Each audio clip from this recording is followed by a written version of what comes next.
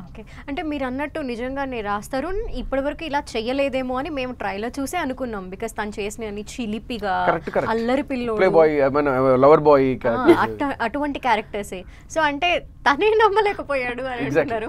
So మీకేంటి అంత confident తనలో? అంటే తనలో కాన్ఫిడెంట్ అండి, మనందరికీ తెలిసిన నటుడు. ఫస్ట్ ఆఫ్ ఆల్ 20 సినిమాలు, 22 సినిమా, 22వ సినిమా అండి. సో 20 సినిమాలు చేసిన యాక్టరు 100% స్కిల్డ్ కాకపోతే ఇన్ని రోజులు ఇండస్ట్రీలో ఉండడం చాలా కష్టం. Definitely as a skilled guy. So మనం ఏంటంటే ఆర్టిస్ట్ని ఎలా ఉంటుందంటే మనం ఇగ్నైట్ చేయగలగాలి, వాళ్ళని ఏంటంటే ఎక్సైట్ చేయగలగాలి. అప్పుడు వాళ్ళు they'll put everything on it. Raj Tarun మీద నాకు నమ్మకం రావడానికి కారణం ఏంటంటే, అంటే ఈ పాత్ర హీరో ఈ రచిత్ రామ్ అనే పాత్ర ఏదైతే సినిమాలో ఉందో అది రాజ్ తరుణ్ కంపేర్ చేసుకుంటే కొంచెం పెద్దదేమో, కొంచెం పెద్ద యాక్టర్ చేస్తే బాగుండేదేమో అనిపిస్తూ ఉంటుంది.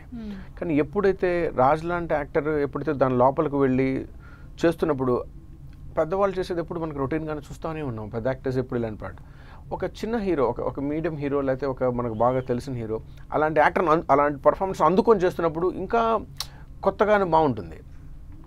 సో ఆయన్ని మనం కొత్తగా ఈయన నప్పుతాడు అని అనడానికి లేదు. ఈజ్ ఎ ప్రూవ్డ్ యాక్టర్ కాబట్టి మా సినిమాకి తప్పకుండా న్యాయం చేస్తాడని నాకు ఫస్ట్ నుంచే నమ్మకం ఉంది. దానికి తగ్గట్టుగా నేను యాక్ట్ చేశాను ఈ సినిమాలో. ఓకే, మీరు ఇంకొంచెం కొత్తగా చూపించాలనుకున్నారు రాజ్ తరుణ్ని, చూపించారు. డెఫినెట్లీ అండి.